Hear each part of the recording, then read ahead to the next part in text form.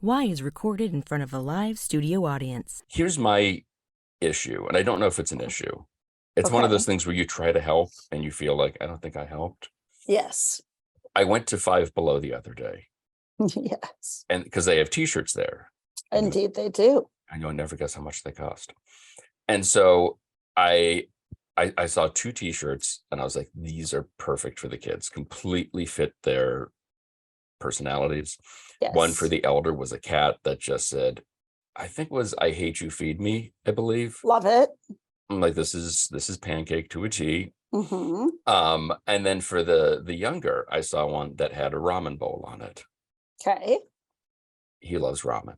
Yes. Well, clearly. Right. I was like, this is perfect. Yes. Get home with them, show my newfound discoveries, and like, look what I found. This is great. We can cross off, if we're going to get t-shirts, this is perfect. And my wife says, we can't send them to school in that. And I said, what do you mean? And there was text on it. Mm-hmm. And it was asking for noodles. And I was like, well, that's great. Kid loves noodles, wants more noodles. This is perfect. Mm-hmm. And then she said, say it out loud. It says send nudes, NOODS. And I've always liked to think of myself as someone quick on the uptake, who's really in there with the kids. Right off. Not completely right over my head.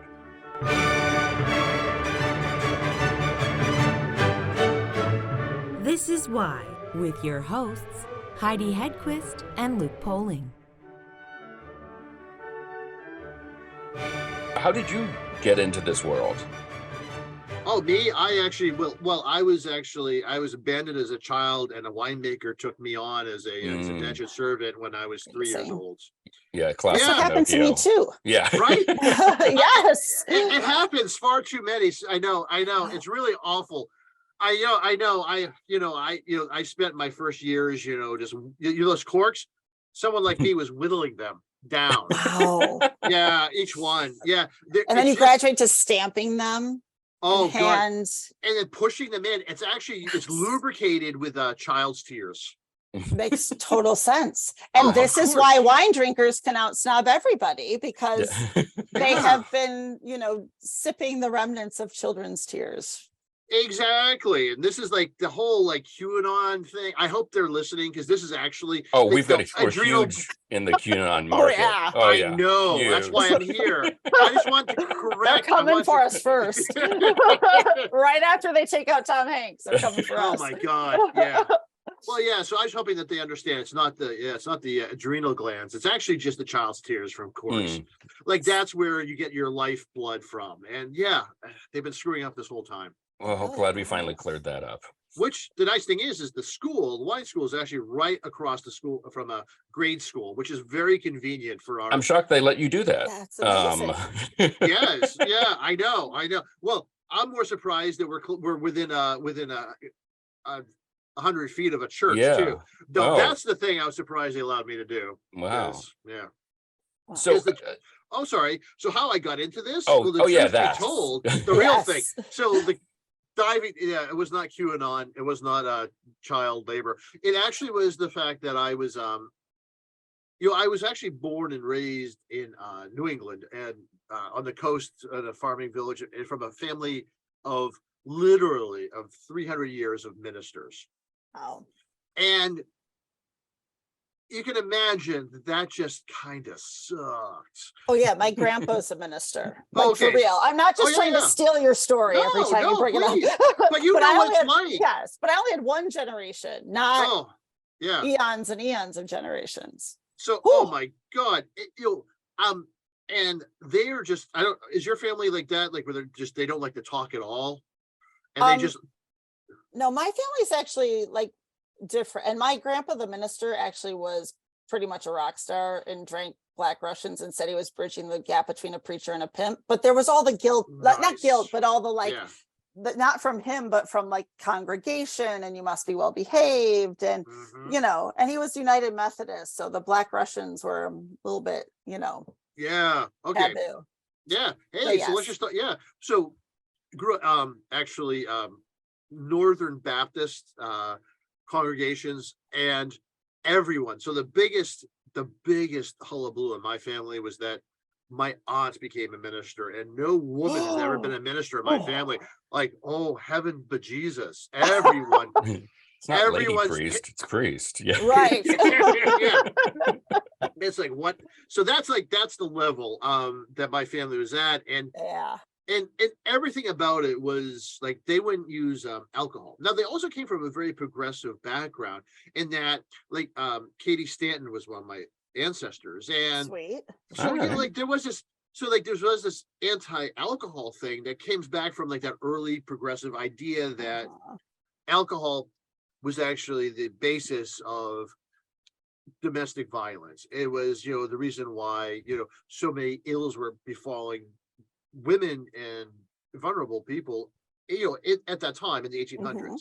So that was the idea, but they've taken and kept it going.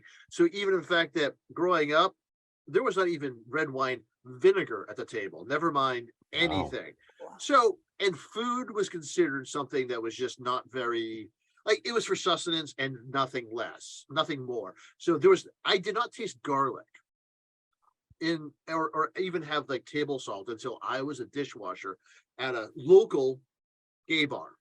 And Wow. because it was a job I could get at 14 years old, and one, I didn't know there were gay people, and two, I didn't know there was garlic.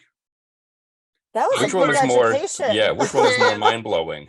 Oh, it was fantastic. It was an education, a small, like, nerdy little 14-year-old kid who's never seen the outside world at all, outside of this very, very protective, very insular family. All of a sudden, I was like, oh my God, people have fun. They actually, they do things that I didn't even know were done. They eat things that I didn't even know existed. It was just the best thing. It changed my life from being like, most likely would have been either a lawyer or a minister. And it completely changed what I was going to That's do. amazing.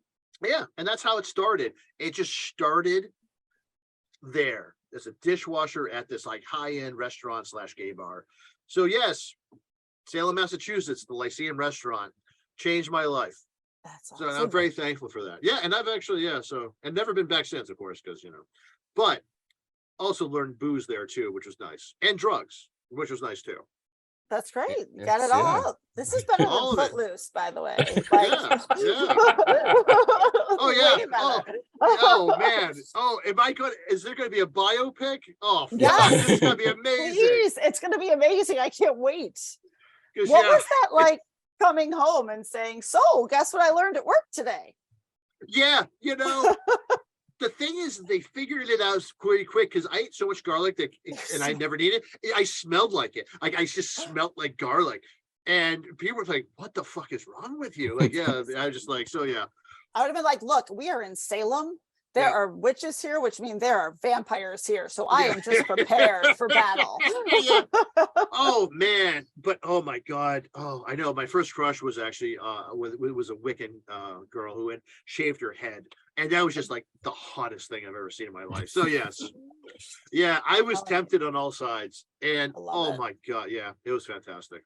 Yeah. So you're introduced to this exciting new outside world where suddenly your life sort of goes from black and white to technicolor. Yes.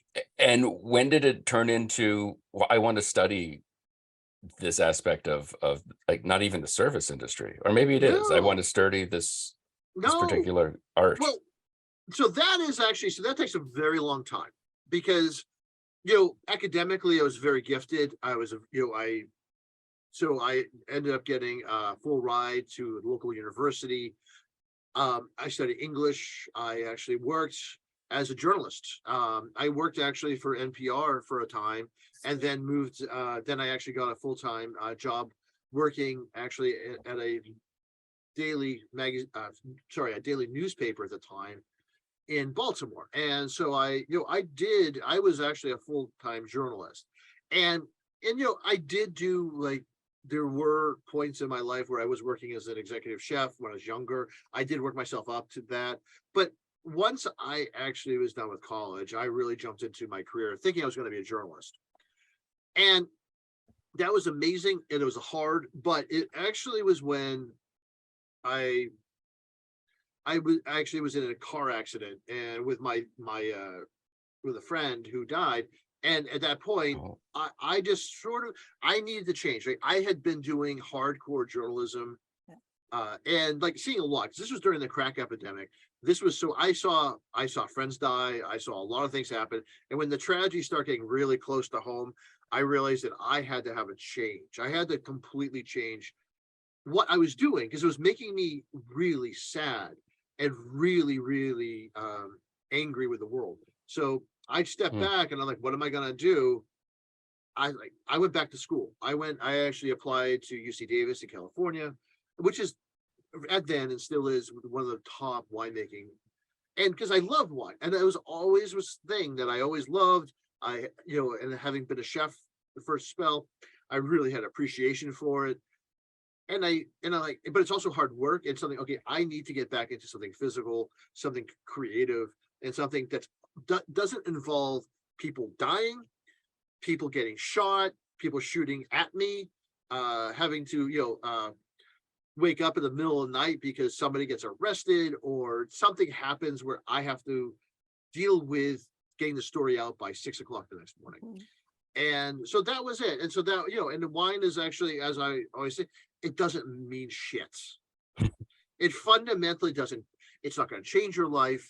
It's not going to save you. It's not going to change the world, but it does have all of that within it. Like there was a lot of passion and history and knowledge and everything about the world you can describe within the world of wine, but it's kind of like it has bumpers on it. It's not make or break like journalism was at that time. I know it's a little bit different today, but so I had to get the fuck out, and I did, and so that's where as the it's a great life. But the reason people, and I really only bring this up for one reason, is because everyone in the wine trade isn't there because they sort of were lucky or because they thought this was their first step.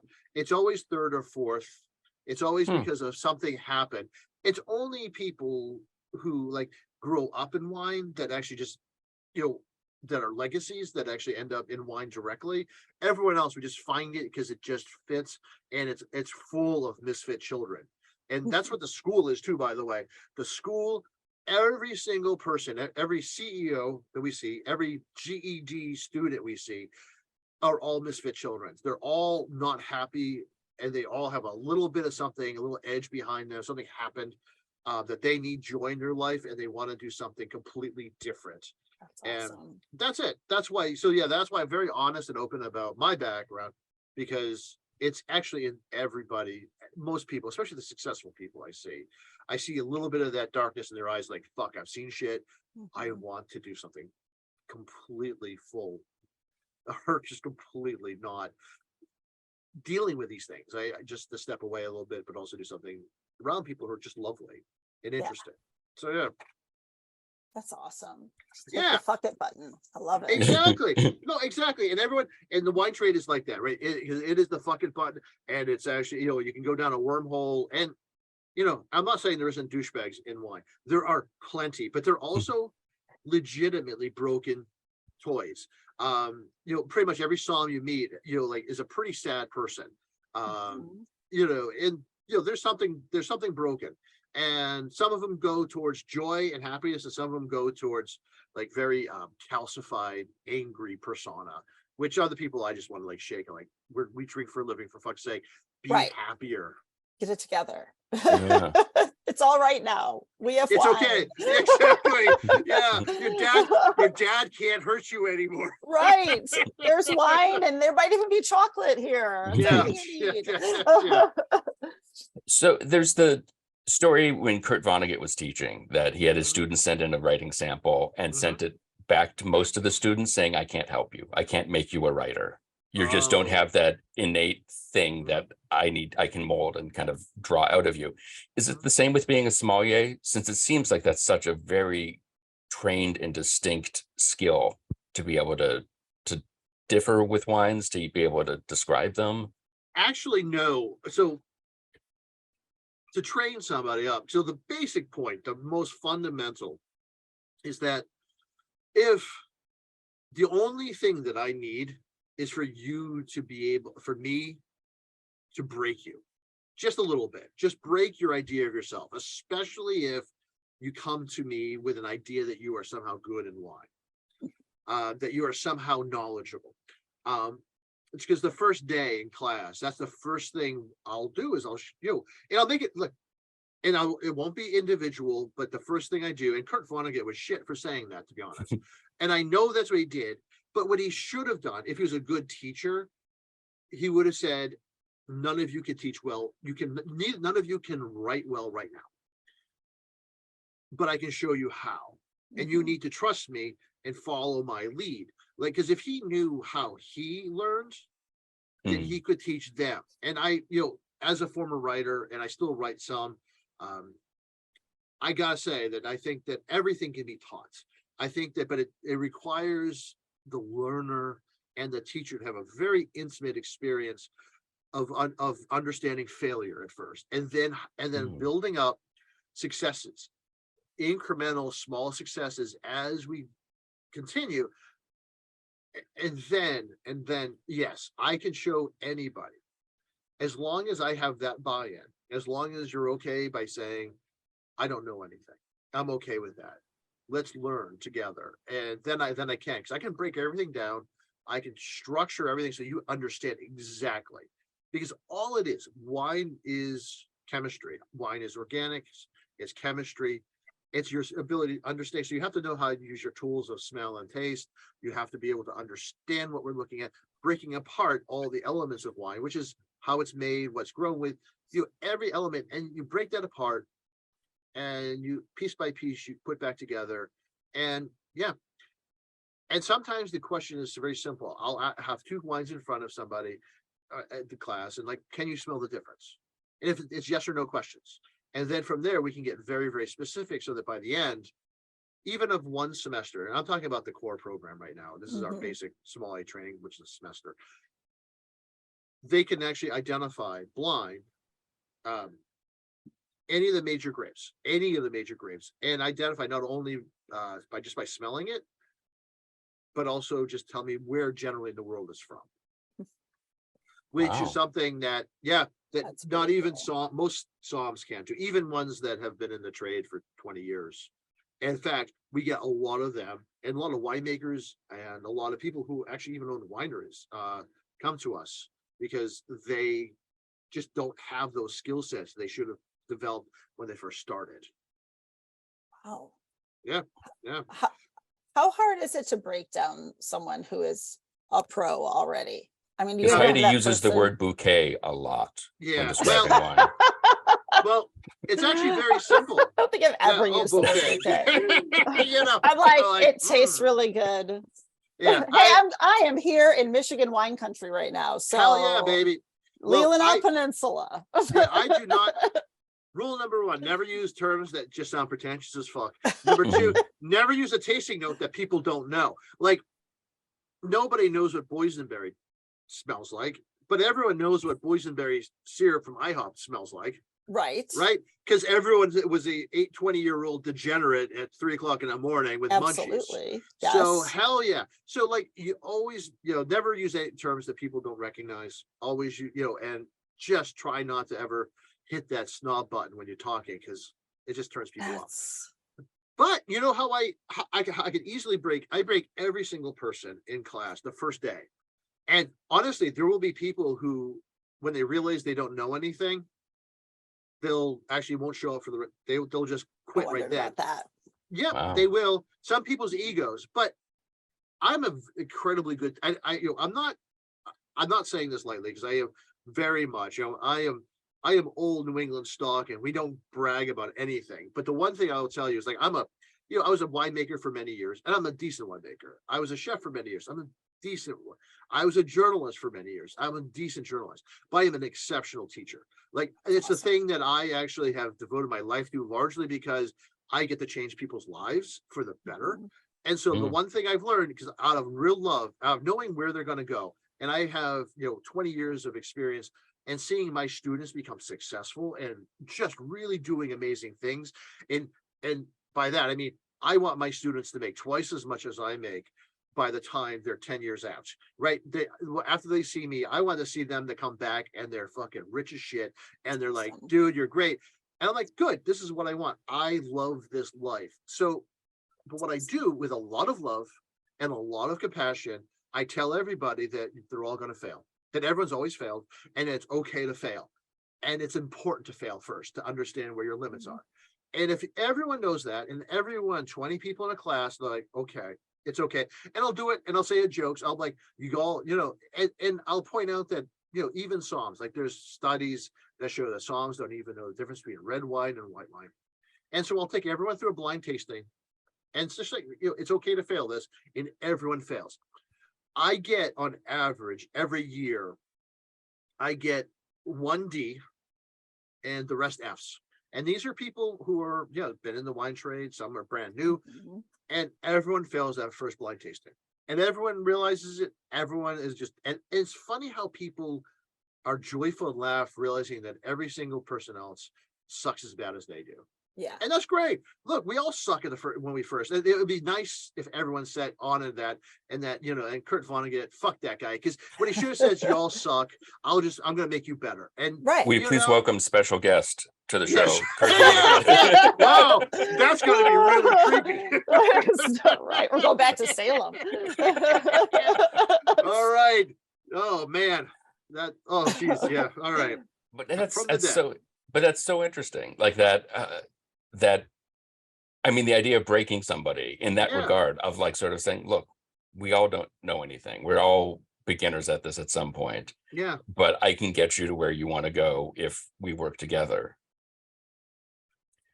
Yes, it works so well. And it took me a long time to get to that very simple concept. But it's the way to start and get everyone on board rather than the majority, get everyone, including the people that I don't like. And as a teacher or as a human being, there are people I'm just not going to like. For sure. And I've had to work, because I hate snobs. It's the irony of working in the wine trade is that arrogant putting other people down, like using wine to elevate yourself, as both richer and more classy. That is something I just desperately hate. And thank God I'm in Philadelphia, because it's the only place where snobbery is the thing that everybody hates. And everyone loves the fact that Philly, the wine school is one of those things like the Eagles. I'm not putting us in the same ranking, but that we actually can kick New York's ass. And and this is what we do. I am one of the few things in the wine school here in Philadelphia. We outbeat every single wine school in New York every time. So I love that. People love that, and that gives us a little bit of ability to actually be a little rude. Mm-hmm. That's awesome. Although that does make it imply that everybody outside of 495, I grew up in Newton, are very thoughtful and caring and mannered people. But we'll leave that where it is. Yeah, we should. Yes. So how long does it take in a class for somebody to kind of have that basic skill to be able to differentiate, describe stuff, maybe not at some levels, but somewhere? Well, I would say at once you're actually, that's 1 semester. That is 1 semester to get to the point where you understand the vocabulary, you can describe things, you can talk about things. And that's the most important thing. And I don't know if you've ever noticed this about some people in the wine trade, they talk and you don't understand what they're talking about. So the goal is, right, at the end of the semester, that they actually have shown that they can blind taste, they understand, but they also have the language to be able to describe things so that there's a shared language, and which is one of the most important things when it comes to wine or anything. Like when you talk, people should understand what you're saying. Mm-hmm. Yeah, and that's that's 1 semester, and then it takes, to be honest, after that, then you have another 4 semesters for your advanced pen, and then another 4 semesters after that to complete the program if you're going all the way through. So it is, the first semester is essential, and that's where like 60% of folks actually stay there, and that's a great education. But then the rest will go into into the advanced sommelier program, and then into the master level sommelier programming. I just love the concept of getting to that level, and to your point of, and just being able to walk in somewhere, being all set to describe something and being like, this smells like IHOP at 3 a.m. in 1995. Yeah. Like, Oh. that's just amazing with all the certifications being, but honestly, to your whole point, like, why does it have to be, let's just talk in circles about legs and tannins and not about, I'm like, getting it's essences of ridiculous. moon over my hammy. Yes, Yeah. that's amazing. Yes. Well, yeah, and the best thing is actually, because part of our programming is also, because we train winemakers, we have an entire semester on wine production, and that is when you actually can start making. And right now, like I have 8 barrels of wine here that my students are making from Cabernet that I source, because I have contacts in Washington State, from a single vineyard in Washington State, and it's on par with professional wines. And it's That's just awesome. like, it is such a, yeah. And being able to just talk, and because there's so many things we can talk about, and what wines are and the things that make them fun. Because I mean, it is actually, in many ways, it's like, it's not just the flavors, it's the textures.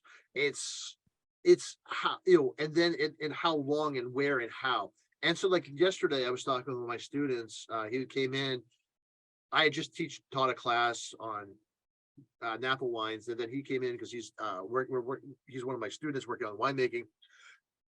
And what we were discussing really was actually specific small changes, and we're talking about micrograms of additions that we're doing tests on, and as he's my student, he can actually, he's identifying all these beautiful things, and he's recognizing the variations of all these barrels.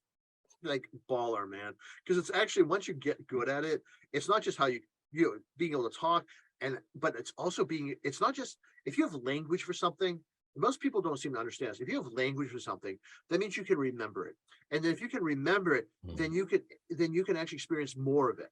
And so wine that most people will just taste, and it's fucking delicious. But then if you're actually really understand it from the ground, you actually see so much more of it, because you have language for it. You have seen it before. So, like, things that may just be a flash, like a millisecond of flavor or millisecond of texture, then you see it and it's there. Awesome. And so, yeah. So for me, I actually don't drink wine typically outside of work. That was one of my questions. You don't open a barefoot when you get home.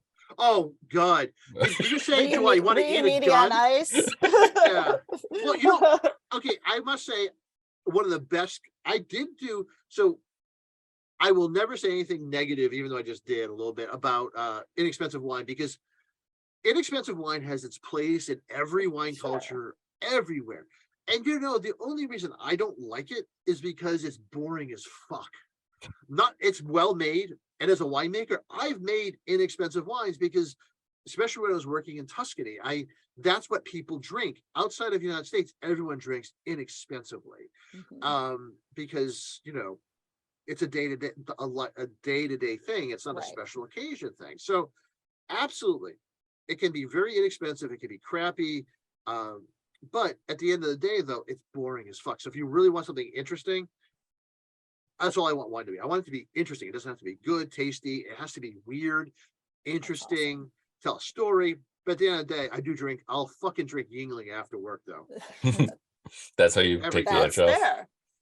Absolutely. I mean, because wine is work. I mean, wine, I think about. That's fair. Beer is like, beer is so good. Beer is good. Yeah. For sure. It's all good. It's all good. Let's be honest. But that makes sense. That makes sense. Like, you would just sit around and think about it. Yeah. And once in a while, it's great. Like, if on my day off, I just did one of the greatest things in the world for me is I'll just spend a day cooking. Like, I made rabbit ragu for myself and my wife. And I got a whole rabbit, and freaked out everyone. Talk about freaking out your dogs is when they look at something. You're like, they look at that and they're like, oh, that could be me, man. I'm like, it could be, but it's not. And doing that, and then having like a really beautiful, but also just like, I knew exactly what wine I was going to have with that, because which was like that's the other great thing is like, I just, you have a deep reservoir of knowledge and understanding taste. So yeah, and so it was a Jig and Dust, which is a town very close to Chateauneuf-du-Pape in Rhone Valley. It's just not nearly as expensive or pretentious, but much better with food. That absolutely delightful. That and then then ice cream with a nice old Belgian beer. Ooh. Yeah, that Yeah. all sounds. Did you watch Watership Down? No. Is that the movie of the night? Probably not while cooking. No, Jesus. no, oh God, no, no, oh no. We watched something really trashy. Oh God, I think we Okay. were watching, yeah. Oh God, yeah. Oh yeah, no, there's not, we're not particularly, yeah, Just to really turn the screw. yeah. So- no. Everyone who goes through your course to become a sommelier, working up towards that, are any of them doing it just for fun? Or like you said, are they all looking towards career change, or this is what my end goal is? Or do they just like wearing big medals around their neck? Yeah, yeah. So the only thing they get is a small pin and a diploma. I'm out. Yeah, yeah. Sorry, no big things. Yeah, no, I would probably have to hit that.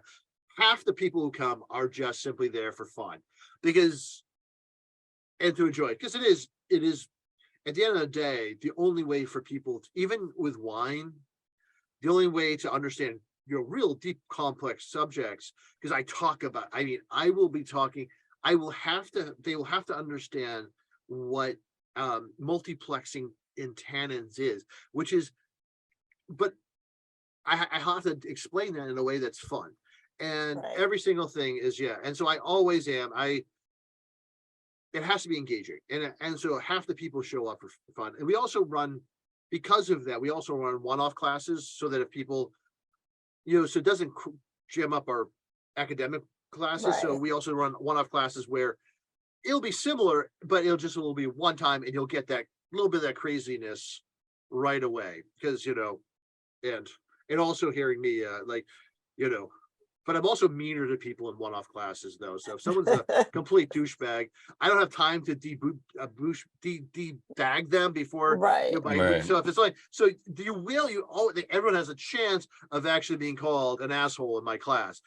And I did it last night. Someone was being really rude to someone next to them. I turned and like, don't be an asshole, man. And That's awesome. yeah, I get away with it. I think it's because I'm old and grumpy and They call it character yes. at a certain point. Yeah. Did they listen? Did they stop, or were they? Oh God, still an yeah. ass? Oh God, yeah. Oh yeah. Oh yeah. No, because it's also like, dude, don't be an asshole, and also because like you just know, like they get it right away that I don't like bullies, but I like to be a bully to bullies. So Sure. that's and that's a lot of fun. No, Yeah, pay it especially- forward. Yeah. Exactly. right. Yeah. Well, because Robin Hood. in the wine trade, in wine in general, it's been very misogynistic for a very long time. And it's been a whole bunch of old white guys. Even before I was an old white guy, I was a white guy, but not old. It wasn't like I, transitioned. But I would, that'd be awful for me. I'd be very ugly. But that said, it always, because if you ever come to a class in school, you'll really be surprised. It's actually, it is actually, it's everybody. And the one thing I will fault Philly for is that oftentimes you'll go someplace, whether it's a restaurant, a bar, and it's not everybody. Like you don't see, different races and genders, everyone together feeling comfortable and having a good time together. Usually it's usually rather limited, and I live in the neighborhood Mount area, which is well known for being like everyone lives there, and that's an awesome fun thing. It's much more energetic that way. Mhm. It also allows a little bit more freedom when you have when it's not just a bunch of old white dudes, because that's boring as Right. fuck. I don't know if your friends are old white dudes. I know a couple. They're- Yeah. I have they- a few, but Yeah, they're not the most. I got Luke. Yeah. Luke, you seem awesome, man. I- Most- I- most- It's all tokenism with me here. That's why I'm here. Oh, damn. So yes, so that's one of the things that's beautiful is that and that doesn't come easily. Like you really have to, Right. especially up until like the Me Too movement, even my female instructors had a hard time because it was always some old white dude who was like going to correct what they say. And so we had to really systematically disencourage that behavior and those people from showing up. And because they just, so yeah, if you come in, thinking you're like, just because you're a CEO of a company and that you can actually, that there's a small Asian woman next to you, you could like mansplain to her what wine is. You're gonna find me in your face making fun of you for the next 2 hours, Yeah. and everyone will be laughing at you, and then it's just like, and you're never coming back because you don't want to, and people don't want you here, and that's so. But that was 20 years of getting like really schooling people in the wine trade, in wine, about what's proper and who is allowed and who's, and that, i.e., everyone's fucking allowed, and and it's just really important. That's why we're successful, by the way, and that's one of the things I really believe, because we've been around for 20 years and nobody lasts more than 5, especially if we have our own facilities, we have our own brick and mortar facilities,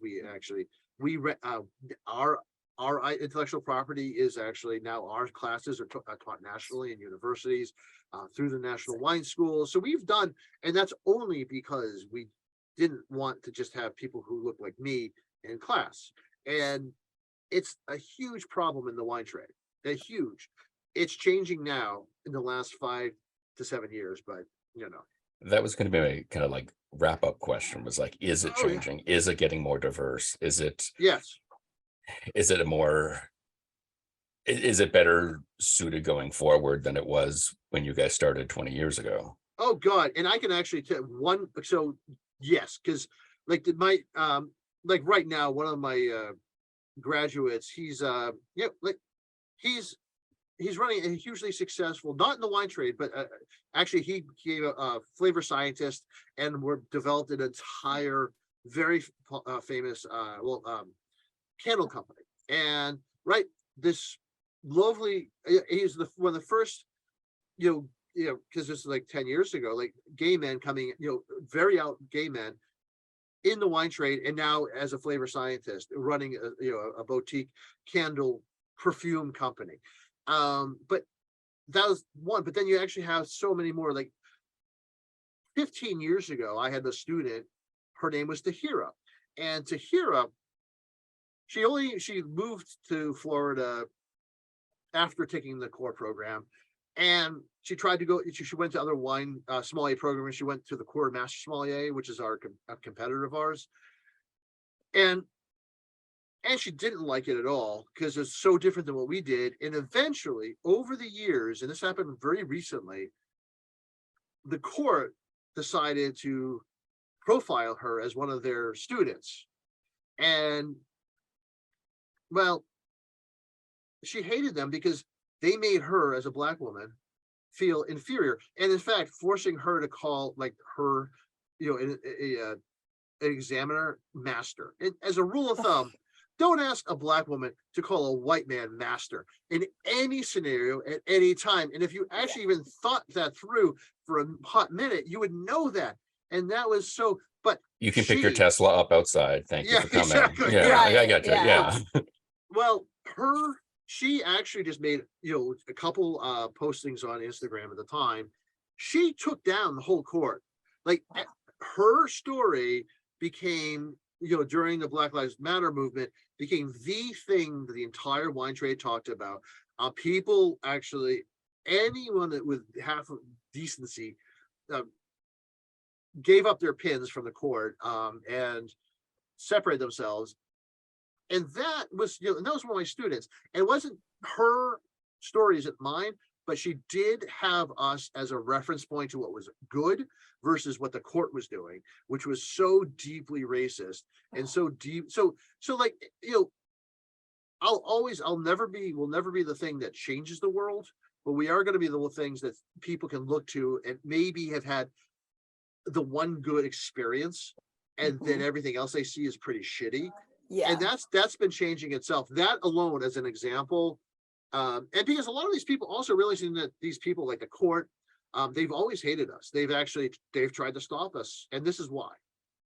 Because we are actually we're telling a different story about what wine can be, and it's the story that America likes better, and it's a story that people respect, and it's the one that people want to know and have as the story about what the wine trade can be and should be. And that's so yeah, so we're successful because of that, because we're not assholes. That's it. That's a good. If you get that in Latin, you could put that on your Oh logo. God, you know what? Yeah, I should actually. Yeah. I took Latin as a kid. Oh my God, I don't even know where to start with that. Yeah. Well, I'll ask my mom. She'll be really happy. It'll Yeah. happen. I think so. Yeah, that's great.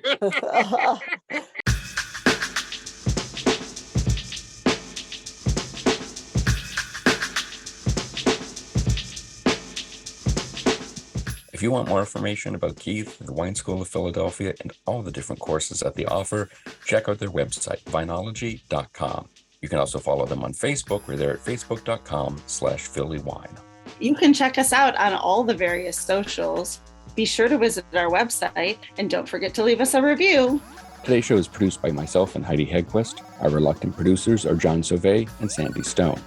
Our willing producers are Rachel Allen and Randy Jeanette. Our intern is Zach Jackson. This one's for Philippe. Thanks for joining us. Flash, we're coming home.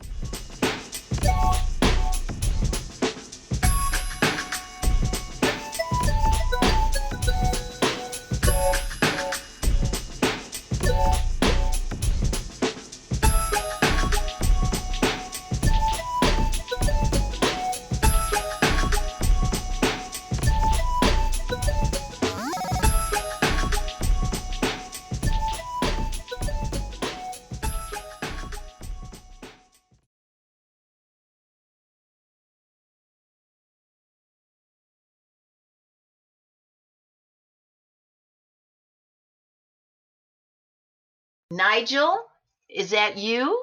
Are you here, Nigel?